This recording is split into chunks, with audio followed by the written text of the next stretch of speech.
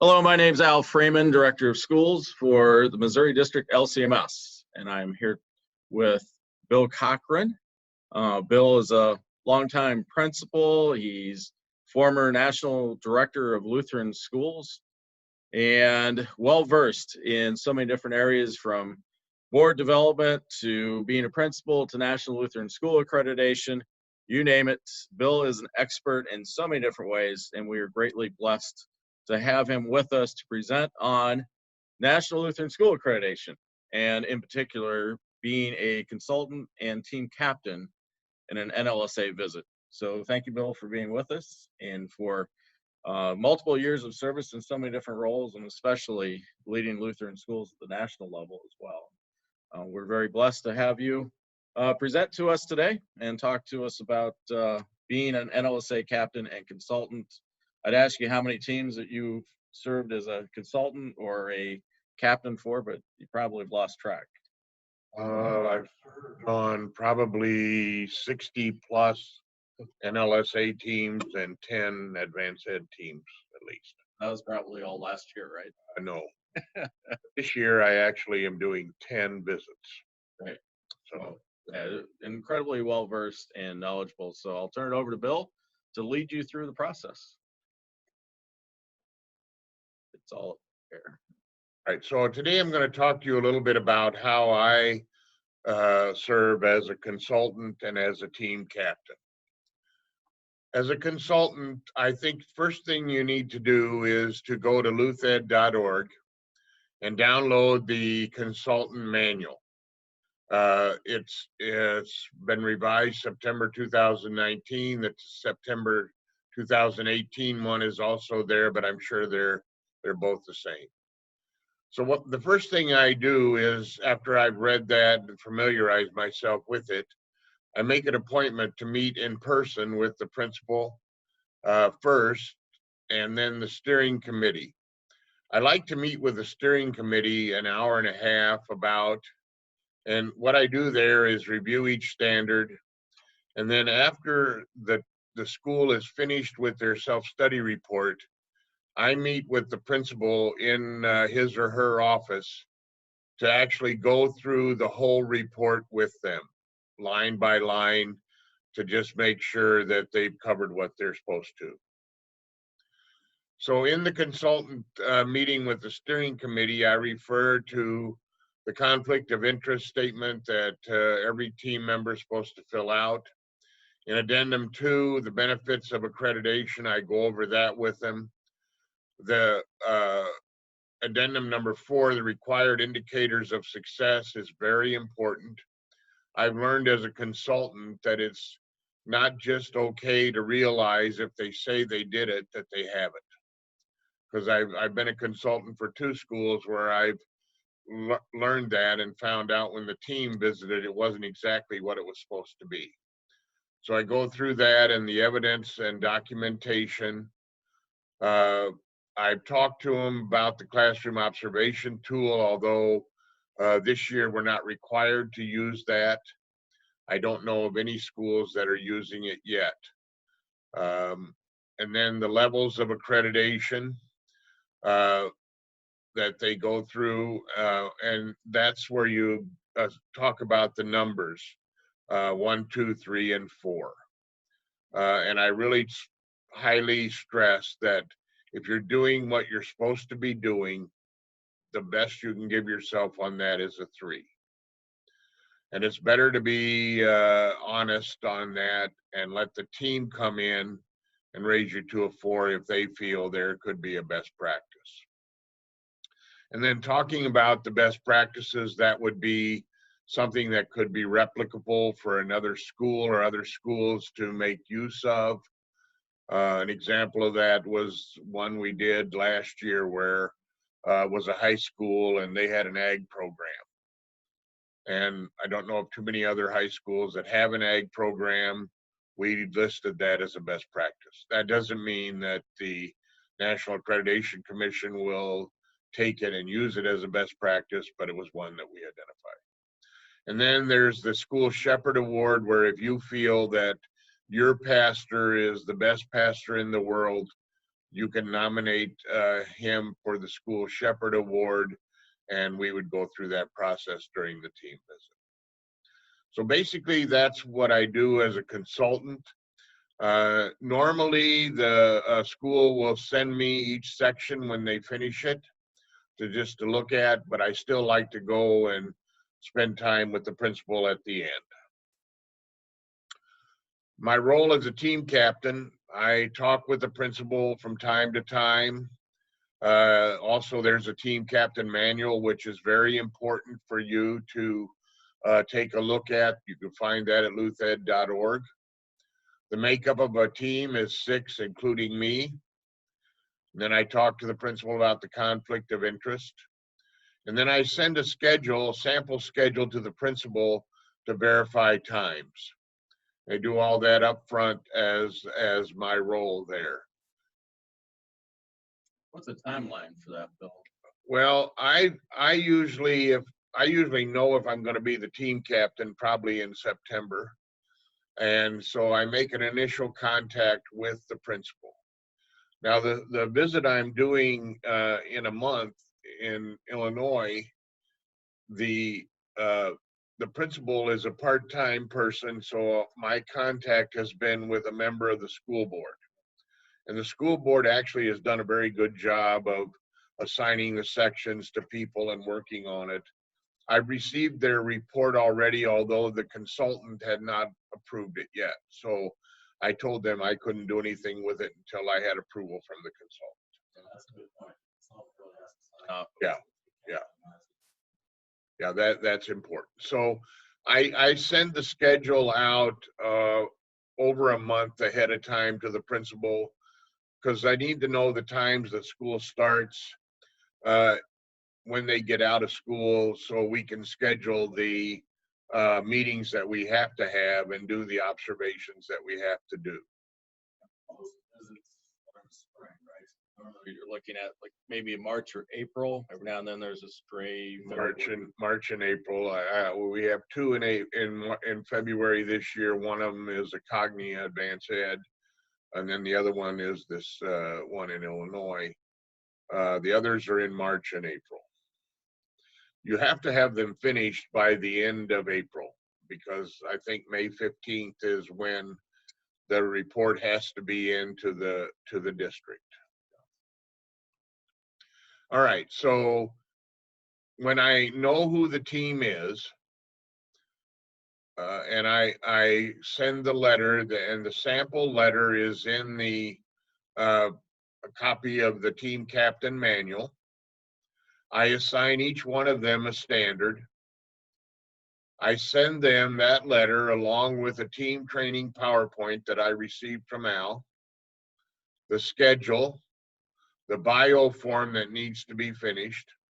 I send them a previous sample finished report, because some of the people that are on the team may have never been on an accreditation before. And then I send them a blank copy of their assigned section, or the Google Doc version of the validation report if the principal uses that. Many of the ones I've done lately are using Google Docs. I did receive an email from one of the schools I'm doing it, asked me if I wanted it on a thumb drive.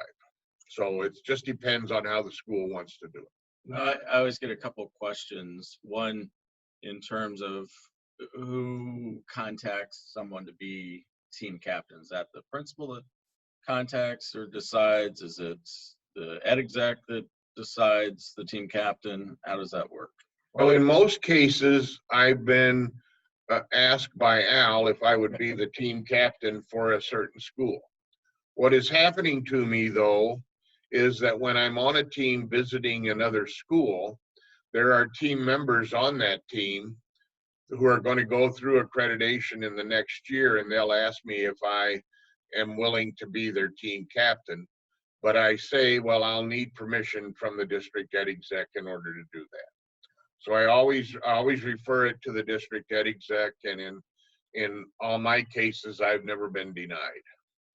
I reach out to Bill for help in a lot of different areas, and one is to provide support for NLSA to be team captain, or especially be consultant a lot of times as well. My recommendation is always that, number one, the consultant will be assigned by the district ed exec. So work as a principal, work with the district ed exec to find a consultant that has been trained and is willing and able to do it. One that suits your needs as a school and as a principal. And then that gets listed on your application that gets sent into the national office, and the district ed exec signs off on that as well. And the same thing for team captain.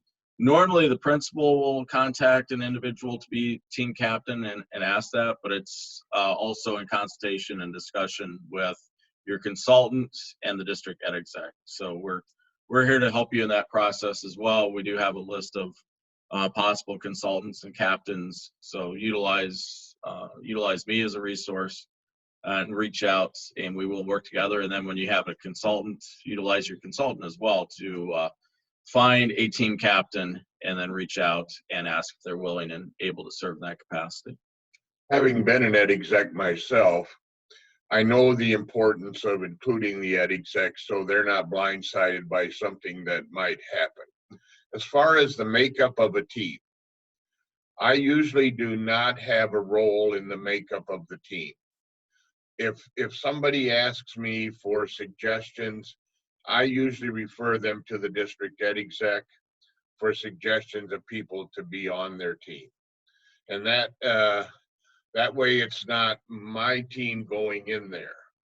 Although I'm finding out now that in the last couple years, I'm having several people on the teams that I've been on. They don't say no, so I guess that's okay. All right, here's a sample schedule of an NLSA site visit. I have gotten to the point to where I do the visit in 2 days. And we usually try to arrive, well, I like the team to arrive at 7 a.m. Now, most schools will have team members that are local so that they can drive there and get there by 7 a.m. Some of the visits I've been on are a little further away, where it might take me an hour and a half to get to them. So I asked the school to house me, and they have done that. But I like to start at 7 a.m., and then you can see how the schedule breaks out. On the first day, the important thing is to have a meeting with the pastor. Now, the very first thing you do, though, in your first team meeting is you deal with the purpose section.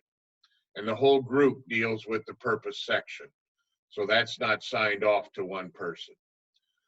Then, depending on how many classrooms there are, you do the classroom observations, whatever happens. Even though I have a time set for a team meeting with the principal, depending on how big the school is, if it's not very big, we might have a couple meetings with the principal during the day to find out why this is what it is. Because I ask my team in the letter to review their section and to preliminarily rate it before they come to the visit. And they can do that based on the material that they have, the exhibits and the required exhibits and all of that. Then there's a time when you need to interview parents. You may or may not want to have a visit with students. I don't always do that. If it's a very big, like I did a school of 600 kids, we did schedule a time to visit students in that one. Then after school, you want to have a time to meet with the teachers. Usually when I meet with the teachers, I ask that the principal not be there. And I also, in the morning when I have when we have the devotions with the faculty, I remind the teachers that if any of them want to talk to one of us privately, to feel free to contact us to do that. Then there's a time to have dinner with the school board. Depending on where the school is, I really tried to have the dinner at the school with the school board, because if people are driving, it's easier to head out, and usually want to try to get out by 7:15, so that the member of the team has some time in the evening to preliminarily work on their report after they've gone through all that stuff. Okay, on the second day, the team arrives at 8 a.m. I usually get at the school at 7, because if the school has devotions, I still want to be in the devotions with the school, but I don't require the team to get there that early. At 8:30, we verify concerns and legitimacy of recommendations, and they begin to write their reports. Usually, we're done about 10:30 with the individual reports. So at 10:30, we start going through the self-study with our ratings, and then figure it all out. And again, as a team captain, I do some of the preliminary work on getting the report ready with all the, like the disclaimers and all that stuff. I have all that done. I have the area where we're ready to, evaluate and all that, so that basically we're entering the numbers, coming up with the total, and then I take those totals and put them in the PowerPoint. Now, one of the things that is important to remember in the accreditation visit is the school's action plan. Every rating that's a 2 needs to have an action. That doesn't mean there couldn't be actions for other areas, like if there's a 3 or that. Now, if a school has a 1, that probably will wind up causing that school to be a provisional recommendation.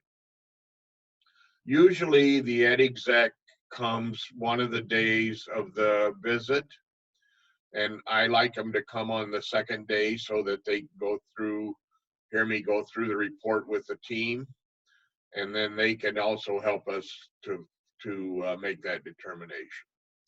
And then at 3:30, if we're finished with the report at 1 and we go through it with the principal, then I allow the team members to leave if they want to. Sometimes team members stay, but at 3:30, I do the exit report presentation, which is a PowerPoint that's available on luthed.org. And you can, when you go through that PowerPoint, you can delete the slide on the classroom observations if you don't use that. And it's pretty easy to fill that PowerPoint out. So that's basically the way I do consultant and team captain. I think it's good, if you would like to be a team captain, to be on a team first. Then you can actually see how the process works. Personally, being at my age, I like to see stuff printed. But I'm getting to the point to where I know that schools aren't doing that anymore. So I usually, when I get the report, I print out the sections myself, so I can have them to look at. But I know most of the people that I've been on teams are much more in tune to technology. So basically that's it. If you ever want to email me or contact me, if you have a question, I'm willing, or you really should contact Al and he can do it. So blessings if you get involved in one of these, and it'll work out. And yeah, Bill is a great resource and always willing to help out, and someone I go to on a frequent basis in many different ways. So certainly, if you have questions, if you want to follow up with Bill, you can certainly email me as well, and I'll put you in contact with Bill. We are always in need of team captains, so it's great to have new people on teams. If you are a new person and you've never done an NLSA before, I do recommend that you stay for the final report, just so you can get the whole process and see what it's like, and hopefully then say, hey, I'm willing to be a team captain at some point, and fill that position. As Bill talked about in an earlier slide, there's typically on NLSA you have 6 team members.